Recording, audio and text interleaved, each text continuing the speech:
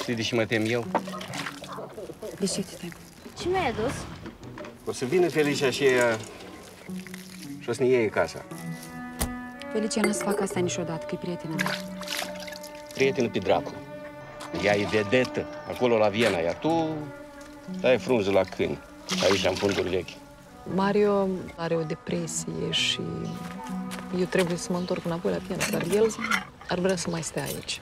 Vezi cum te comporți cu veneticul ăsta. Noroc.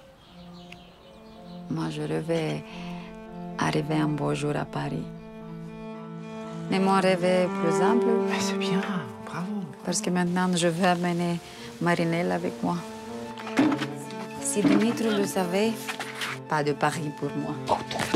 Îmi place de mine creșa, neamunte. Veniți să vedeți că franțuzii cumpără lui Marinela bicicletă!